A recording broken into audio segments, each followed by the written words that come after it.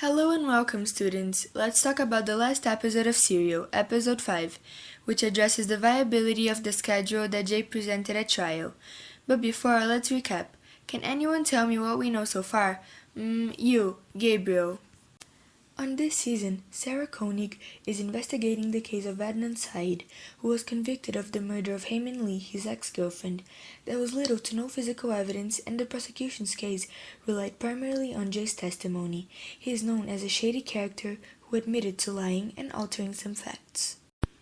Adnan claims that it would have been impossible to commit the murder in the time that Jay and the state has alleged to have happened. Sarah has brought upon herself to reenact Adnan's route on the day of the murder. That's absolutely correct, Bianca, but let's remember the rules that Sarah had to follow. The murder happened between 2:15 and 2:36, so she has 21 minutes to complete everything that Jay said Adnan did. So can anyone remember what was the first thing that happened? You, John. The bell rings and Sarah has to wait 2 minutes, which she thinks is how long Hay would have taken to get to her car. But I think that would take much more time, especially since both of our schools are so big. Waiting for the buses to clear and going to Best Buy took 18 minutes. That's also right, John. But this means that at Best Buy, they have 3 minutes to kill Hay, put her body in the trunk without people seeing it, and going all the way to the phone booth to call Jay. Do you think that that is possible, John? It depends on how strong the person is, but it takes longer than a minute and a half to strangle someone. And it is not a very effective way to kill them because they can fight back and leave DNA evidence. And if Adnan planned the murder, wouldn't he pick a better way to kill her? And if he didn't plan the murder, he couldn't have done it so fast. Yeah, this is true, John, but they finished this part in 22 minutes. Do you think that he could have done it? This is a quote about what Sarah thinks. It does seem far-fetched because there's no room for any errors, any pauses even. The buzzes, the drive, the strangulation, the moving of the body, the call, they all have to have happened as quickly as they possibly can for the 2:36 call to work. But what if he did have time to do it? It was possible. What if there was no traffic, or if he knew a shortcut?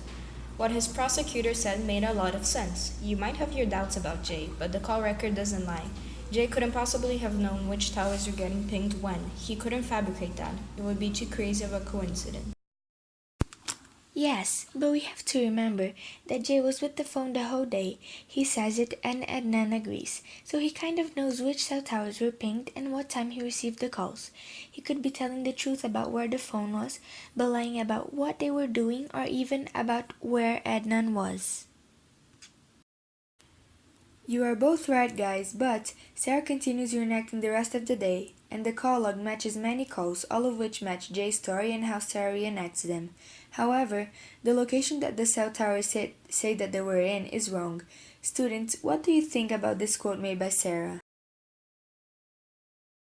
So the time works for this one. It matches Jay's story, but here's the problem. It doesn't match the cell tower in the call record.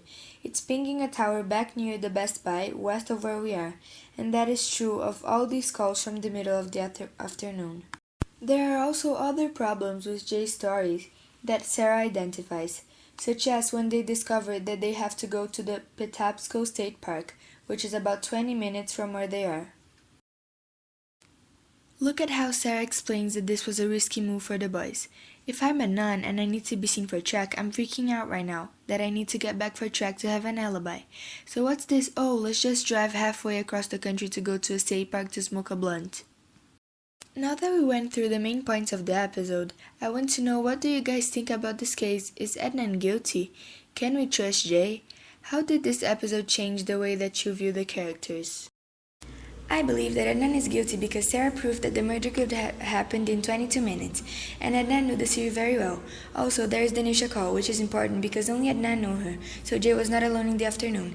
Another call pings the leaking park tower around the time that Jay says that they were burying the body. Why would Jay make up this story? He was incriminating himself.